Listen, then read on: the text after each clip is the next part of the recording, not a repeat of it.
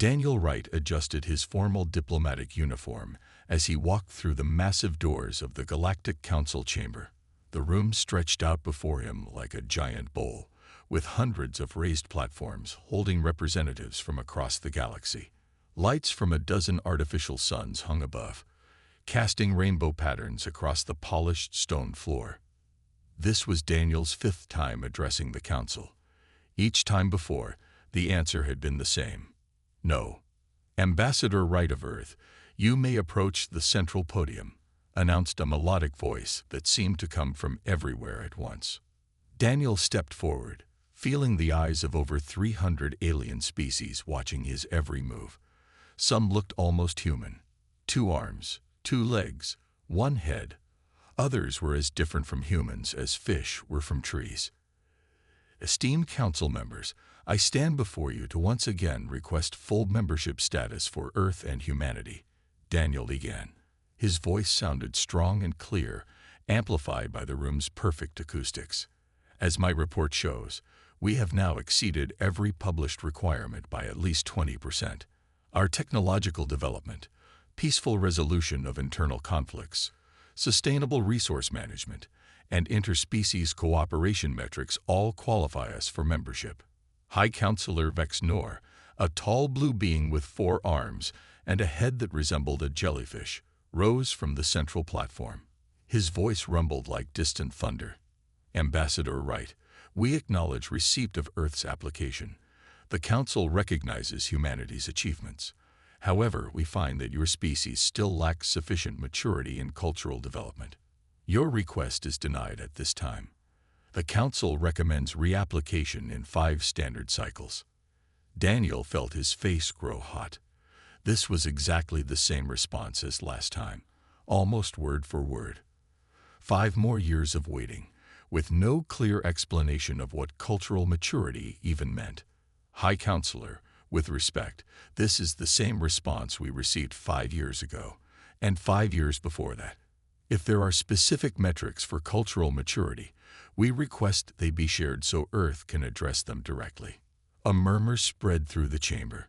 Species rarely question the Council's decisions so openly. The metrics are complex and would not be fully understood by your kind at this stage of development. Vex Nor replied coldly. This matter is closed. The Council will now move to the next item on the agenda. 2 hours later, Daniel walked slowly through the less crowded halls of Proxima Station's diplomatic sector. The rejection stung worse each time. Humanity had worked so hard, uniting their planet, solving their climate crisis, and establishing peaceful first contact protocols. What more could the Council want? As he turned a corner, a small gray figure bumped into him. It was a Physidian, one of the oldest species in the Council. This one looked ancient even by their standards, with wrinkled skin that resembled dry paper and eyes that had faded from their usual bright purple to a pale lavender. Apologies, human, the alien said in a whispery voice. No problem at all, Daniel replied with the practiced smile of a diplomat. The Physidian looked around nervously, then leaned closer. You are right, yes. The Earth representative who speaks boldly to the High Council. Yes. I'm Ambassador Wright. The alien's hand darted out, pressing something small and cold into Daniel's palm. They will never let you join, the alien whispered. Not until you forget what makes you unique. Daniel looked down at a small crystal, glowing faintly blue in his hand. What is this? What do you mean? I am Zorlak. I have served in the archives for 300 years.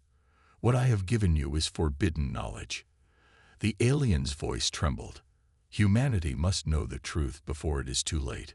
Before Daniel could ask more questions, a metallic humming sound filled the corridor. 3 security drones, silver spheres with multiple sensor arrays, rounded the corner. Zorlak's eyes widened in fear. They must not find this with you. Trust no one in the Council. The Physidian turned and scuttled away with surprising speed, disappearing into a maintenance tunnel. Daniel quickly slipped the crystal into a hidden pocket in his uniform as the drones approached. His heart pounded, but he kept his expression neutral.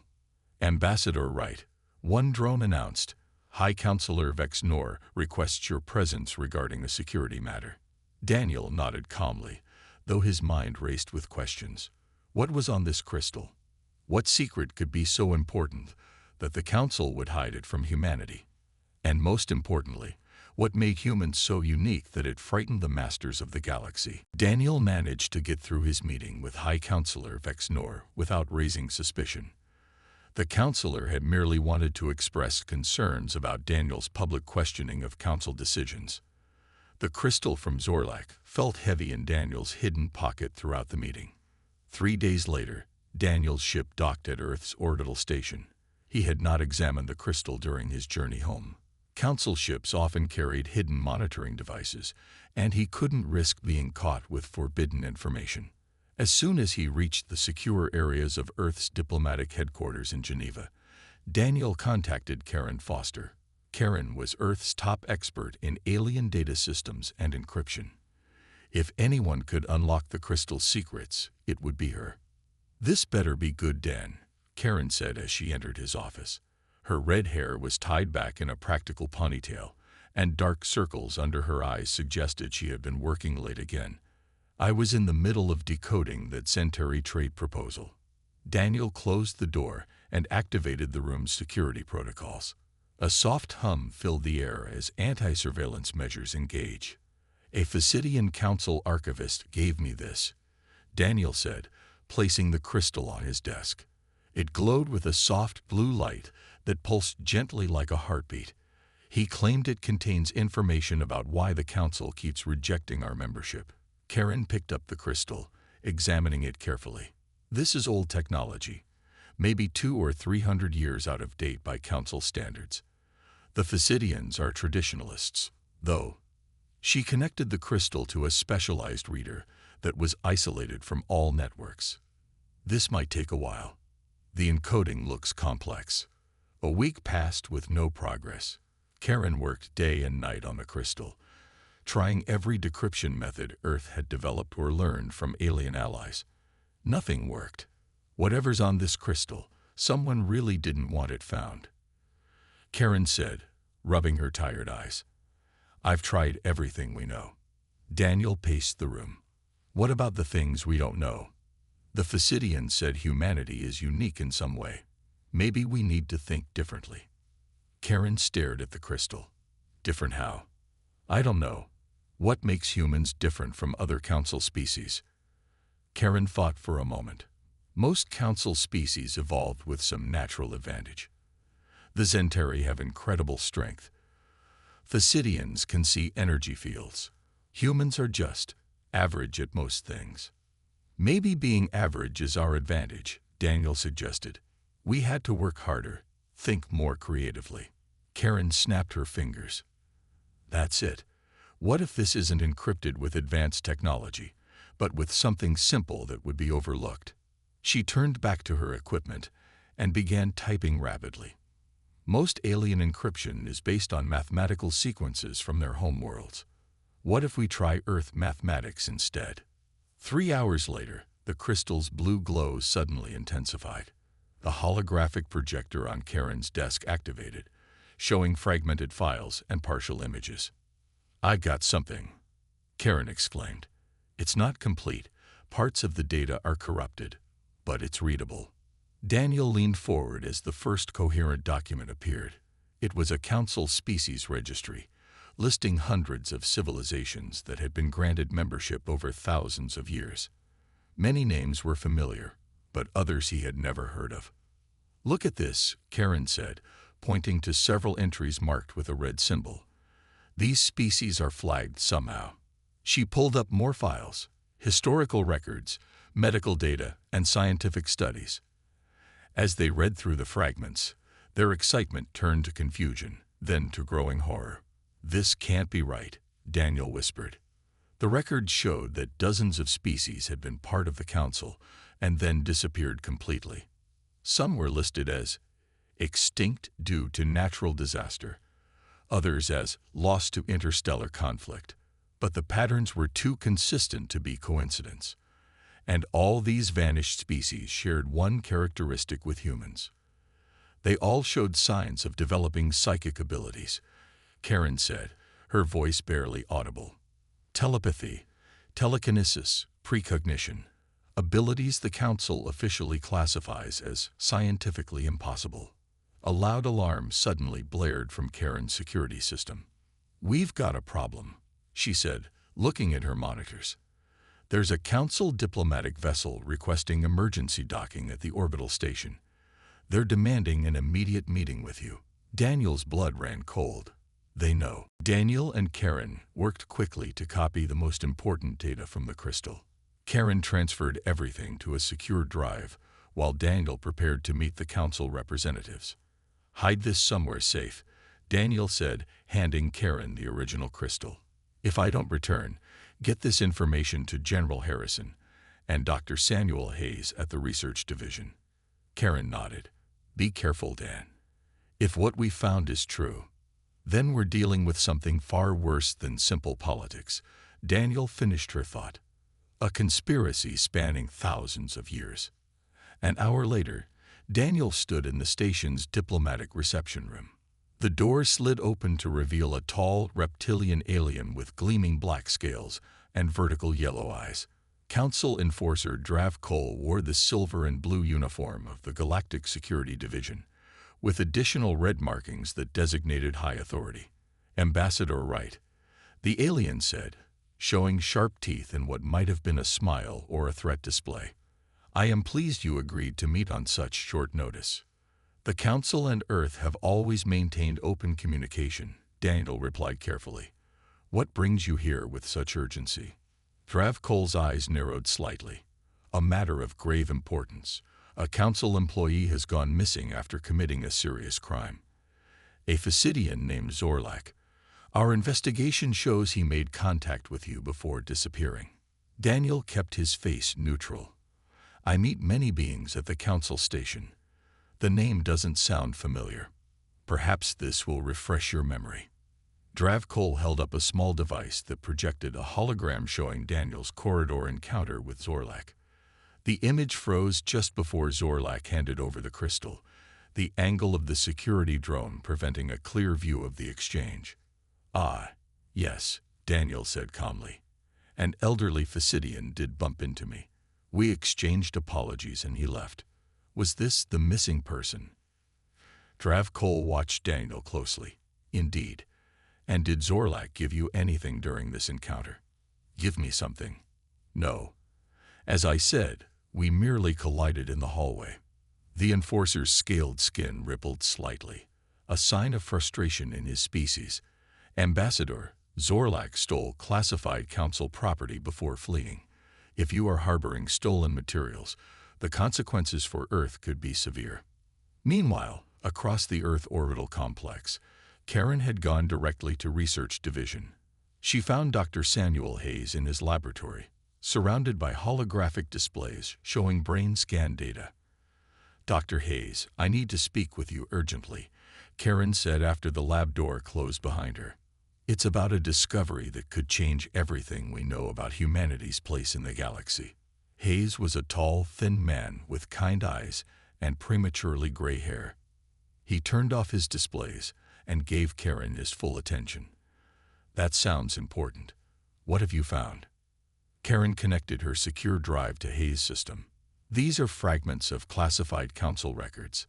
They suggest a pattern of species with certain abilities being systematically removed from the galactic community." Hayes reviewed the data quickly, his expression growing more concerned with each document. "This matches something I've been researching," he said quietly. "Something I've told almost no one about." He activated a secure terminal and brought up a series of brain scans. "For the past 3 years, I've been studying unusual neural patterns in human brain activity. Initially, I thought they were anomalies or equipment errors. The scans showed areas of unusual activity in the prefrontal cortex and parietal lobe. Areas highlighted in bright colors pulsed with energy that standard medical science couldn't explain." "What am I looking at?" Karen asked. "Evidence that approximately 1 in 10,000 humans can influence physical objects with their minds, and 1 in 20,000 can detect the thoughts and emotions of others." Hayes' voice was barely above a whisper. In other words, telekinesis and telepathy are real. Rare, but real. Karen's eyes widened. You've found proof of psychic abilities in humans. Hayes nodded. And according to these council records you've brought me, that might be exactly why they don't want us joining the galactic community. But why? Karen asked. What threat could such rare abilities pose to a civilization thousands of years more advanced than ours? I don't know, Hayes admitted, but I think we need to find out quickly. Back at the diplomatic reception room, Dravkohl's communicator chimed. After listening for a moment, his yellow eyes fixed on Daniel with new intensity. Ambassador Wright, you will come with me immediately. My ship has detected unauthorized access to classified council information on this station. I am placing you under protective custody. Daniel knew then that the game was up. The real question was, how much did they already know? Daniel had no choice but to follow Dravkohl onto the council ship. The reptilian enforcer led him to a small room with bare walls and a single table with 2 chairs. The doors sealed with a hiss behind them. Let us speak plainly now, Ambassador, Dravkohl said, his voice low and threatening. The crystal Zorlak gave you contains lies and half-truths that could damage relations between Earth and the Council. Hand it over, and this incident will be forgotten. Daniel maintained his calm expression. As I said, I received nothing from any Physidian. Dravkohl slammed his scaled fist on the table. We detected the crystal's activation signal. We know you accessed its contents. This was new information. Daniel hadn't realized the crystal could be tracked when accessed. Karen was in danger. Even if what you say is true, Daniel said carefully, you have no authority to detain an Earth ambassador. This could be considered an act of hostility. This is far beyond diplomatic concerns, Dravkohl hissed. The stability of the galaxy is at stake. Back on Earth, Dr. Hayes led Karen deeper into the research division complex. They passed through 3 security checkpoints before reaching a hidden laboratory buried 200 meters underground. Few people know about this facility, Hayes explained as they entered. What I'm about to show you is classified at the highest level. The laboratory contained various testing chambers. Through observation windows, Karen saw people moving small objects without touching them, reading patterns from cards they couldn't see, and detecting emotions from subjects in separate rooms. We've been studying these abilities for nearly 5 years, Hayes said. At first, we thought they were statistical anomalies, but the evidence became too strong to ignore. He brought up more data on a screen. The abilities manifest most strongly in people born in space. Children from the Mars and Luna colonies show 10 times the psychic potential of Earth-born humans. Just like the Council records mentioned, Karen said. Several of the extinct species developed these abilities after expanding into space. Hayes nodded. Something about reduced gravity environments or increased cosmic radiation seems to activate dormant genetic potential. He hesitated. There's more. Watch this. He played a video showing a teenage girl sitting cross-legged in a testing chamber. As she concentrated, a small ball not only lifted from the table, but began to glow with blue energy. The same energy visible in the brain scans. This is Lily Parker, our strongest subject. She can not only move objects but can temporarily alter their molecular structure. We've never seen anything like it. Karen stared at the video in amazement. If humans can do this, and our abilities get stronger in space. Exactly, Hayes said. As we expand our colonies, more humans will develop these powers. The Council must have seen this pattern before with other species. At that moment, alarms blared throughout the facility.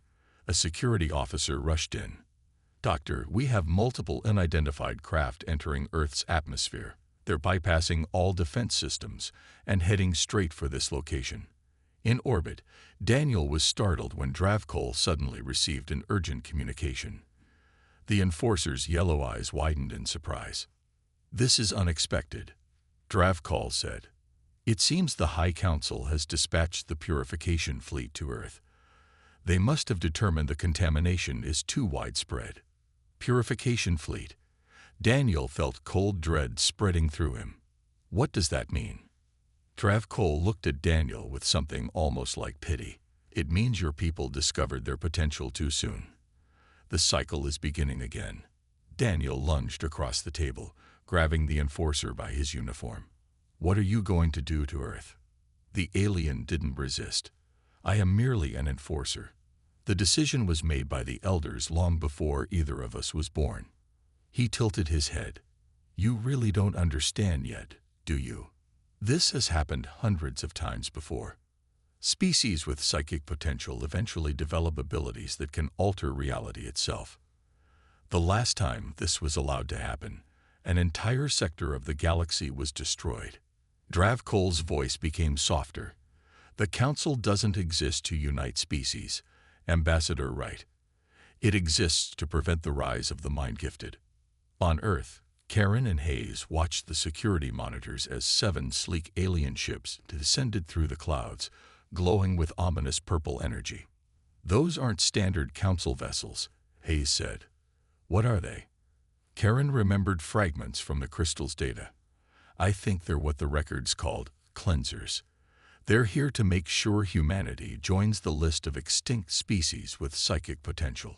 The largest ship positioned itself directly above the research facility and began to glow brighter. The research facility shook as the cleanser ships locked their position overhead. Dr. Hayes rushed to a communication panel, entering an emergency code. What are you doing? Karen asked, watching the alien ships through the monitoring system. Activating Protocol Omega, Hayes said grimly. We always feared something like this might happen. That's why we've been preparing. Throughout the facility, hidden doors opened to reveal weapons and equipment. Security personnel moved with practiced efficiency, escorting the test subjects toward a concealed underground transit system. Get Lily and the other high-level subjects to Outpost Sentinel, Hayes instructed the chief of security. They're our highest priority. Karen watched in amazement. You've been expecting an attack from the Council. Not specifically the Council, Hayes admitted. But we knew that if psychic abilities were real, others might have discovered them before us. We couldn't risk being unprepared. Above them, the cleanser ships began emitting a low-frequency pulse that caused the ground to vibrate. Screens throughout the facility flickered with static. They're trying to disrupt our electronics, Hayes explained, leading Karen to a reinforced elevator. We need to get to the defense center. In orbit, Daniel fought to maintain his balance as Travcole's ship suddenly accelerated, moving away from Earth. Where are you taking me? Daniel demanded. To safety, Travcole replied, surprising Daniel. The purification is not something anyone should witness. Daniel lunged for the ship controls. You can't just let them destroy my planet. Travcole easily restrained him. It's already decided. The process has begun. Why are you saving me then? Daniel asked, struggling against the alien's grip. Because you deserve to understand. Travcole's eyes showed an emotion Daniel couldn't identify. Not all council members agree with the purification policy. Some of us believe another path is possible. The reptilian released Daniel and accessed the ship's computer. Watch, he said, bringing up historical records. This has happened many times before. The screen showed planets being surrounded by ships similar to those now orbiting Earth. In each case, the ships emitted energy that enveloped the worlds. When the energy dissipated, the planets remained, but all signs of advanced civilization were gone. The cleansers don't destroy planets, Travcole explained. They selectively remove species that develop psychic potential. All traces of their existence are erased from Council records afterward. That's genocide, Daniel shouted. The Council calls it preservation. They believe psychically gifted species will eventually destroy the galaxy. Travcole seemed troubled. But some of us question whether this is still necessary. We have to stop them, Daniel insisted. It may already be too late. Deep below Earth's surface, Hayes and Karen reached the defense center. Dozens of military personnel worked at control stations. General Harrison, a stern woman with short gray hair, approached them. "Samuel, what do we know about these ships?" she asked without preamble. "They're council cleansers, ma'am, designed to eliminate species with psychic potential." The general nodded as if this confirmed her suspicions. "Then it's time to deploy the awakening protocol." Karen looked between them. "What's the awakening protocol?"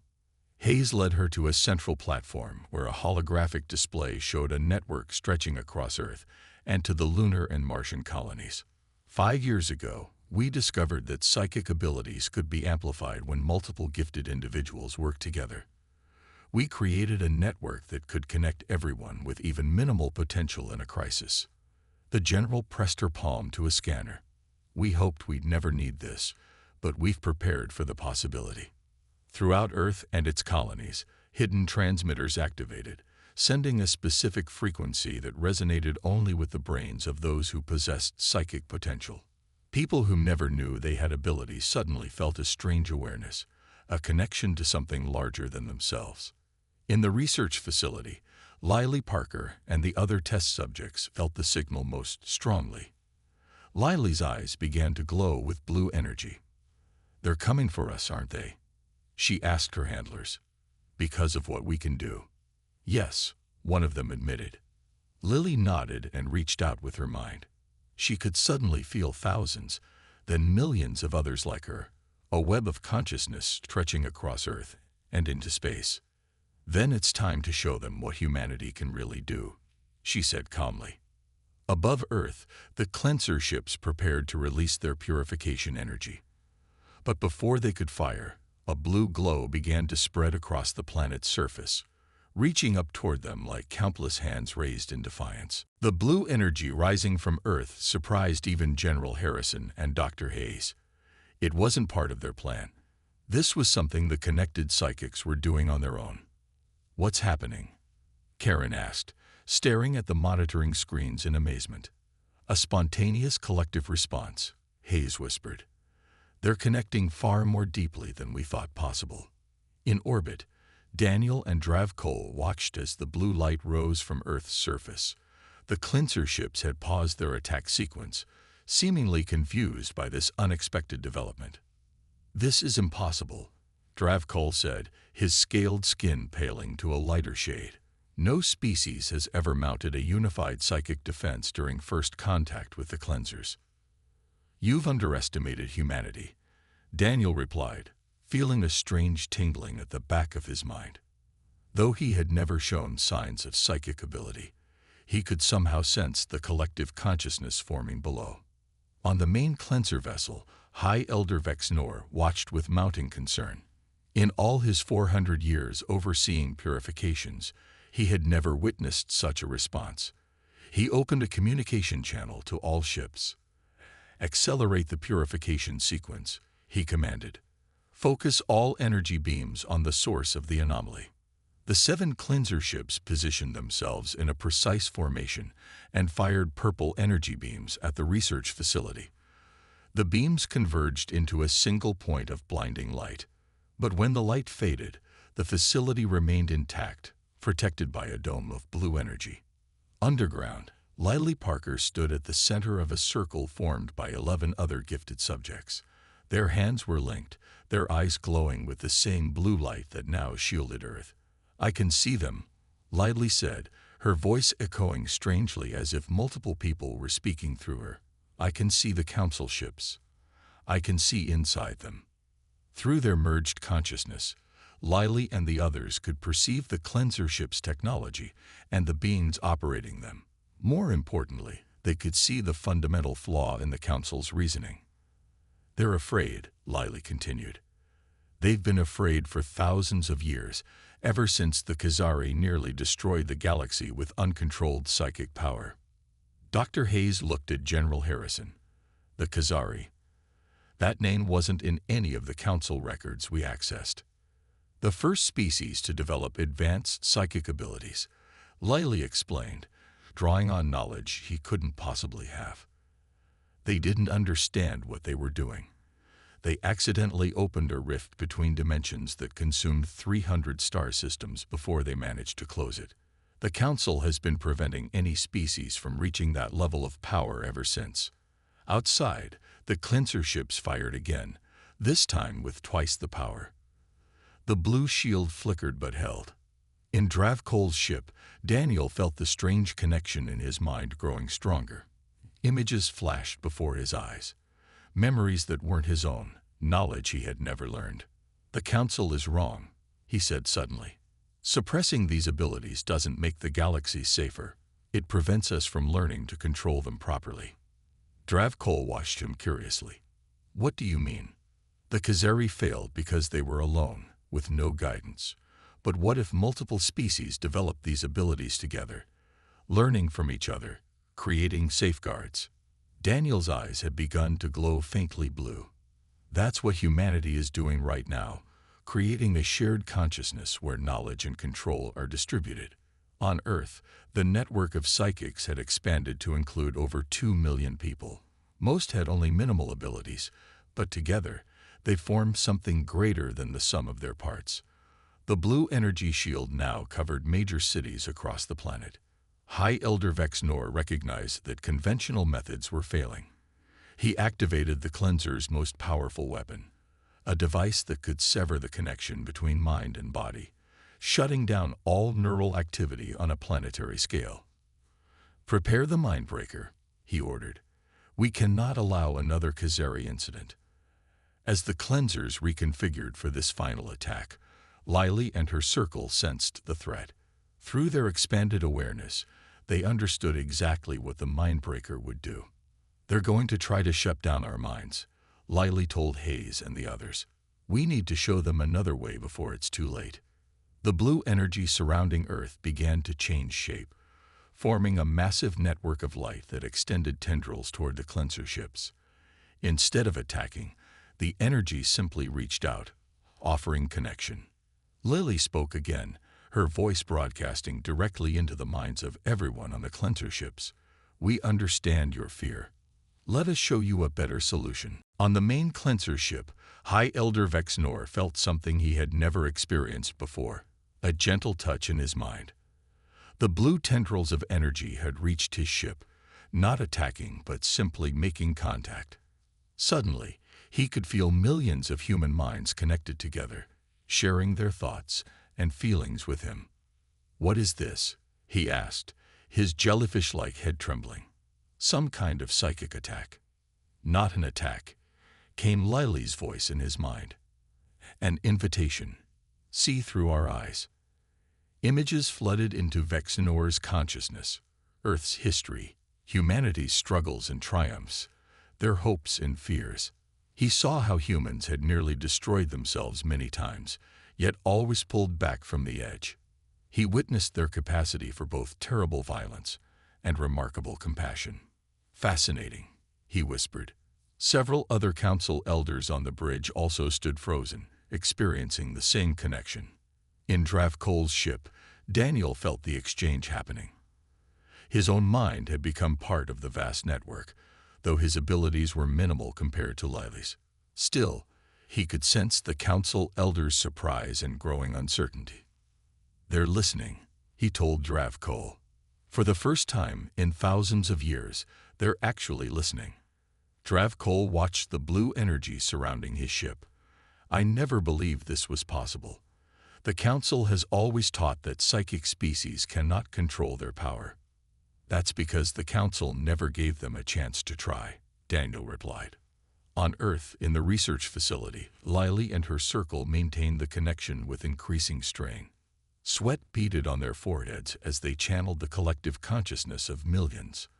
"We can't hold this much longer," Dr. Hayes warned, monitoring their vital signs. "Their brains are approaching dangerous levels of activity." General Harrison looked concerned. "Can we reduce the network size?" "No," Lily said, her voice strained. "We need everyone connected. But we can show them one more thing, the most important thing." Through the psychic link, Lily directed the collective consciousness to share humanity's greatest strength, their diversity of thought. Unlike the Khazari, who had developed a hive mind that amplified mistakes, humans maintained their individuality even when connected. Every person in the network kept their unique perspective, creating a system of natural checks and balances. On the cleanser ships, the elders witnessed this fundamental difference.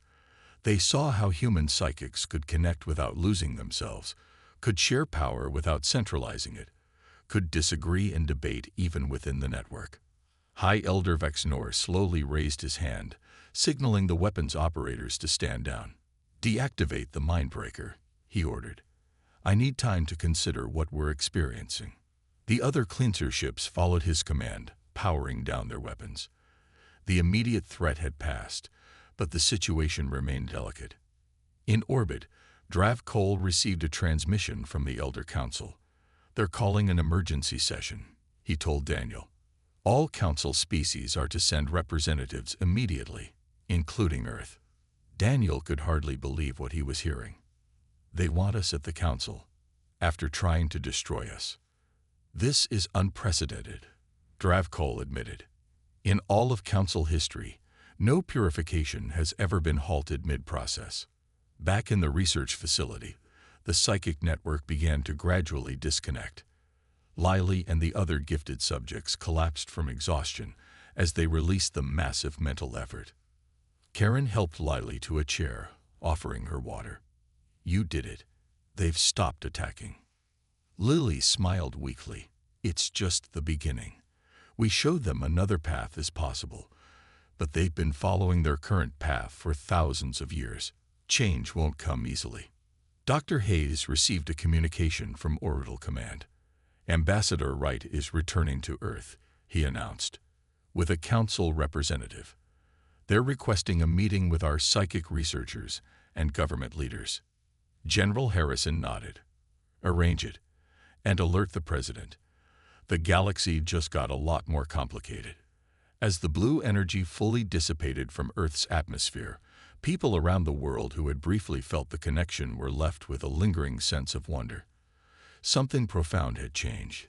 Humanity had faced extinction, and instead found its greatest strength, not in technology or weapons, but in the unique way their minds could work together while remaining independent. In space, the cleanser ships maintained their positions, no longer threatening but observing. For the first time in their long history, they had encountered a species that might actually offer a solution to the problem they had been trying to solve through elimination. The High Elder looked down at the blue planet with new interest. "Perhaps," he said quietly, "we have been asking the wrong questions all this time." 1 month later, Daniel stood in the Grand Council chamber, a place where no human had ever been permitted to speak as an equal. Beside him stood Lily Parker, now recovered from the psychic strain, and Dr. Hayes. Earth's president had appointed them as humanity's first official delegation to the transformed Galactic Council. The chamber looked different now. The traditional circular arrangement had been modified to include a new section where representatives of other species with psychic potential were seated.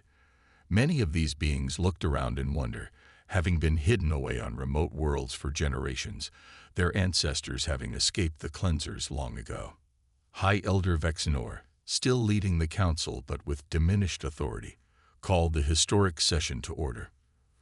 For 50,000 years, the Council has followed one approach to species with psychic potential. He began, his voice echoing through the chamber. "We believed there was no safe way to allow these abilities to develop. We were wrong." Murmurs spread through the hundreds of assembled representatives. Such an admission from a High Elder was unprecedented. "Humanity has shown us another path," Vexnor continued. "One where psychic abilities can be developed with safeguards, where connection doesn't mean loss of individuality, where power can be shared rather than concentrated." Daniel stepped forward when invited to speak. "Earth doesn't come seeking revenge for what nearly happened," he said. "We come offering partnership." The Council's fear wasn't baseless.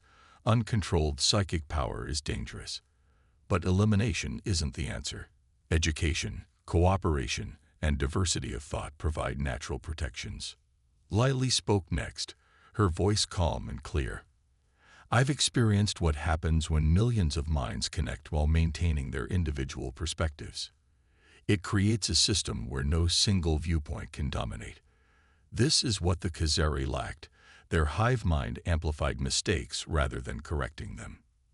The chamber fell silent as Dr. Hayes presented data showing how Earth was already establishing training programs for those with psychic abilities, with emphasis on ethics and responsibility. "We propose a new division within the Council," Hayes concluded. "A Psychic Development and Safety Commission, with representatives from all species, both psychic and non-psychic. Together, we can ensure these abilities benefit the galaxy rather than threaten it." The Council deliberated for 3 days. Daniel, Lily, and Hayes met with countless representatives, answering questions and addressing concerns. Some species remained deeply fearful, while others were cautiously optimistic. Karen Foster, who had joined them as a technical advisor, helped demonstrate the crystal's remaining data, proving that many of the supposedly extinct species had actually been peaceful before the Council eliminated them. On the final day, a historic vote was held. By a narrow margin, the Council approved the creation of the new commission and officially recognized Earth as a full member world. As the session ended, Zorlak, the elderly Physidian who had started everything by giving Daniel the crystal, approached the human delegation. He had been in hiding, but emerged when amnesty was declared for those who had opposed the purification policy. "I hoped but never truly believed this day would come," the old archivist said, his paper-thin skin crinkling as he smiled. "For 10,000 years, some of us have kept records of the eliminated species, waiting for one that might break the cycle." "Why did you choose humanity?" Lily asked him. "Your kind has a rare quality. You thrive on disagreement and debate. Other psychic species sought perfect harmony. You seek harmony through diversity. That makes all the difference." As they left the chamber, Daniel looked out at the stars through a vast window. Hundreds of worlds that had lived in fear of the Council were now entering a new relationship with the galactic community. Earth ships were already helping to contact isolated psychic colonies, bringing them news of the changes. The road ahead would not be easy. Thousands of years of fear and prejudice couldn't be erased in a month. The hardliners on the Council continued to warn of catastrophe. But for the first time, there was a chance to build something new. "The Council's deepest secret is now its greatest opportunity," Daniel said as they boarded their ship to return to Earth. Lily smiled, a faint blue glow briefly flashing in her eyes. And humanity's greatest strength turned out to be the very thing they tried to eliminate. The secret was out, and the galaxy would never be the same again.